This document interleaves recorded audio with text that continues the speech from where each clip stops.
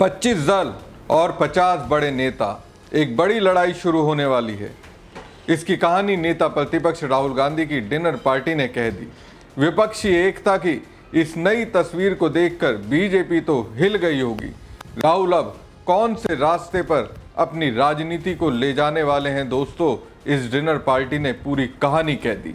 राहुल के साथ मिलकर अखिलेश, उद्धव, ममता से लेकर शरद पवार अब चुनाव आयोग के साथ क्या करने वाले हैं, उसकी झांकी तस्वीरों ने कह दी। इंडिया अलायंस के तमाम बड़े नेता एक छत के नीचे मिले और तस्वीरों में साफ झलक रहा था चेहरों पर मुस्कान, दिलों में नरमी।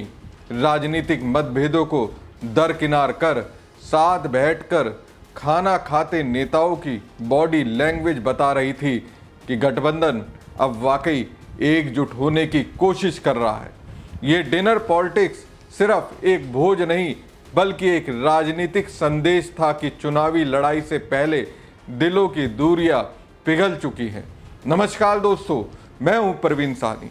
दोस्तों, राहुल गांधी ने जब चुनाव आयोग की पोल खोली, ये बताने में कामयाब हुए कि चुनाव आयोग में कुछ अधिकारी कैसे बीजेपी के एजेंट के तौर पर काम कर रहे हैं, तो चुनाव आयोग की ओर से राहुल की ओर से पेश किए गए सबूत को परखने से पहले उनसे सबूत मांग लिया।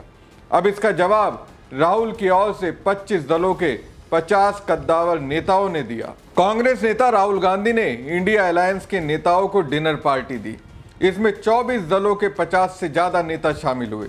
राहुल गांधी ने सभी नेताओं को अलग से प्रेजेंटेशन देकर बताया कि किस तरह महाराष्ट्र, कर्नाटक, हरियाणा समेत कई राज्यों में फर्जी वोट बनाए गए हैं। उन्होंने वही बात दोहराई जो उन्होंने 7 अगस्त की सुबह प्रेस कॉन्फ्रेंस कर चुनाव आयोग पर आरोप लगाए थे। डिनर पार्टी में राहुल गांधी ने खुद सभी नेताओं का स्वागत किया। शरद पवार का राहुल गांधी की डिनर पार्टी में पहुंचना साबित करता है कि वो गांधी परिवार के साथ पूरी ताकत से खड़े हैं। शिवसेना के उद्धव गुट के नेता उद्धव ठाकरे अपनी पत्नी के साथ राहुल गांधी की डिनर पार्टी में पहुंचे। सोनिया गांधी भी सबसे मिली, सबसे जमकर बात की। कुछ महीने पहले उद्धव की एनडीए के साथ जाने की अटकलें लगाई जा रही थी।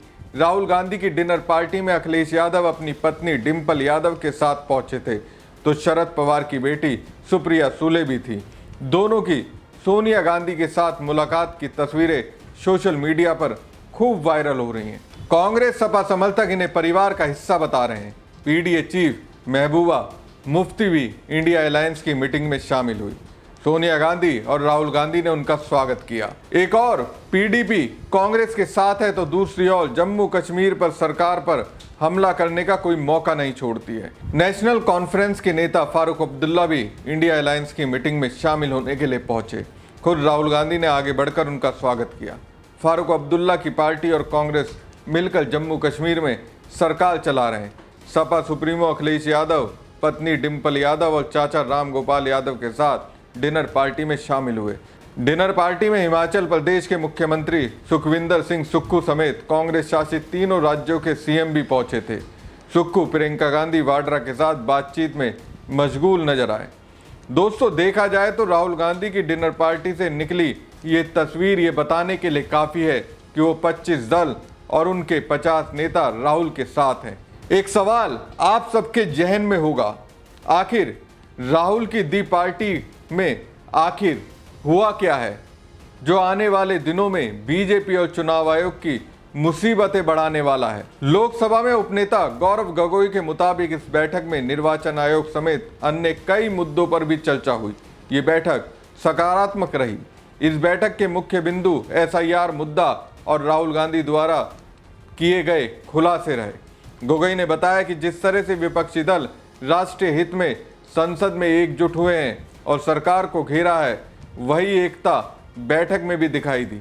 हालांकि ऐसा माना जा रहा था कि इस बैठक में उपराष्ट्रपति चुनाव को लेकर चर्चा होगी।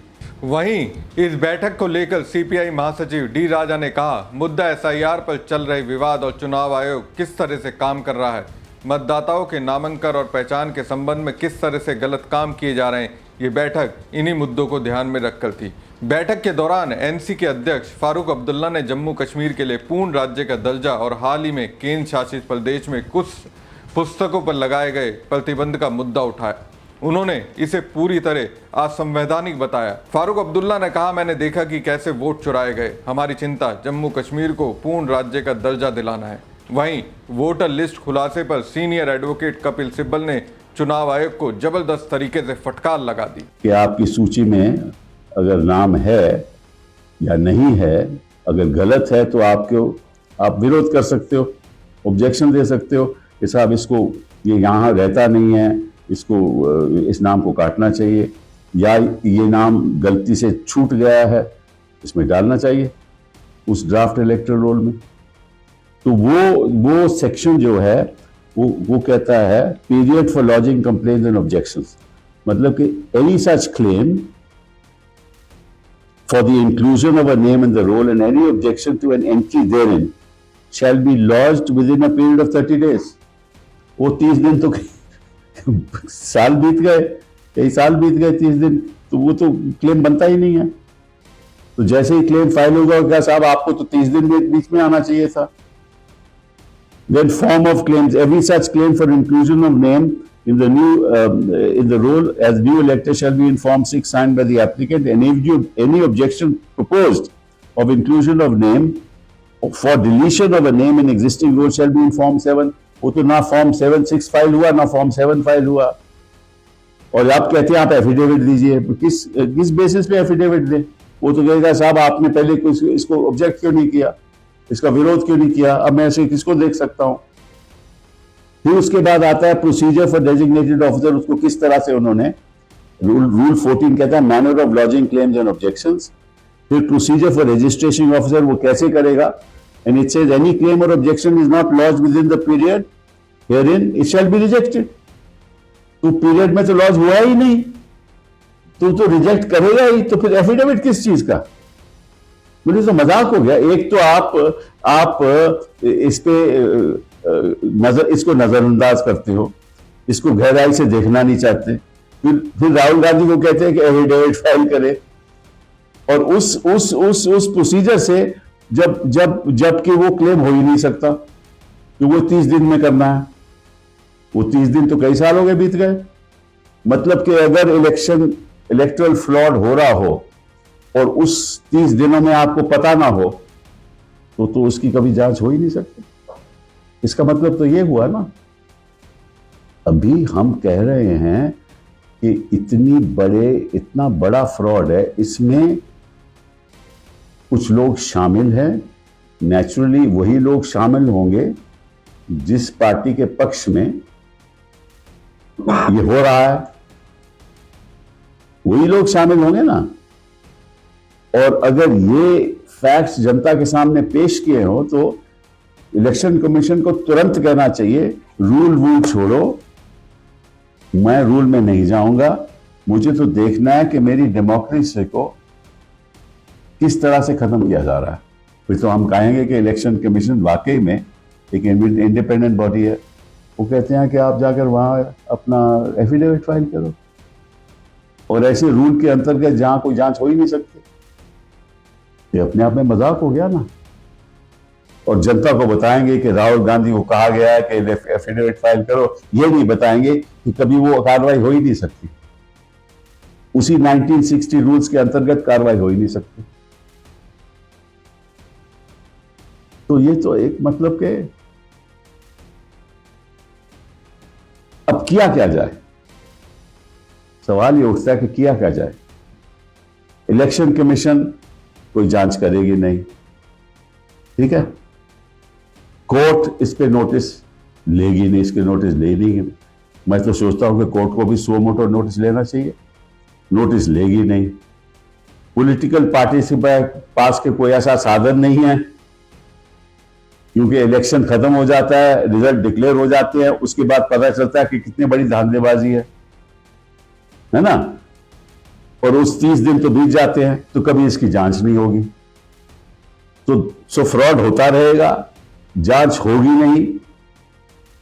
और अगर राहुल गांधी एक वाकई में देशभक्त होकर ये बात जनता के बीच में लाएं, तो कहेंगे कि आप साहब एफिडेविट फाइल करो किसी रूल के अंतर्गत, हम इसमें वैसे जांच नहीं कराएंगे। ये तो अपने आप के मतलब कि लोकतंत्र का मजाक हो गया ना। तो मैं समझता हूं कि इलेक्टोरल पार्टीज को इसको गंभीरता से लेना चाहिए और ये कहना चाहिए अगर ऐसे ही चलता रहेगा तो फिर हम काहे को चुनाव लड़ रहे हैं, इसलिए चुनाव लड़ रहे हैं कि आप धांधलेबाजी करो और धांधलेबाजी के बाद आप इलेक्ट हो जाओ कि फिर आपको जनता ने हमें इलेक्ट किया है, इस तरह से इस फ्रॉड से जनता ने इलेक्ट किया है और आपकी लिजिटिमेसी हो जाए और फिर आप सरकार बना लो। तो अगर हर प्रदेश में ऐसे ही सरकार बनेगी तो फिर लोकतंत्र तो खत्म हो गया ना। तो मैं सोचता हूं कि कोई ना कोई कदम ऐसा उठाना चाहिए जिससे जो सच्चाई है ये जनता के सामने रखी जाए और जिन लोगों ने ये काम किया है और जिनकी साझेदारी है, जिनकी कंस्पिरेसी है, उनको उनका जो सिटीजनशिप है वो भी रद्द किया।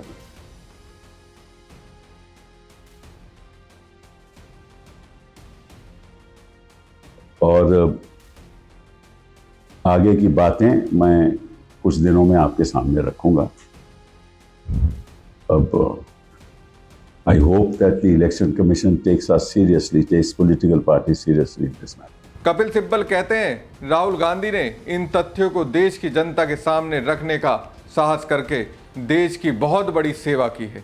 केवल एक सच्चा देशभक्ति ऐसा कर सकता है। तो साफ है SIR पर अब राहुल कुछ बड़ा करने वाले हैं। दिल्ली से लेकर बिहार तक सड़क पर उतरेंगे और उनका साथ देगा इंडिया। हमारी खबर आपको कैसी लगी कमेंट बॉक्स में कमेंट करके जरूर बताएं। साथ ही पेज को ज़्यादा से ज़्यादा लाइक और शेयर कीजिएगा। धन्यवाद।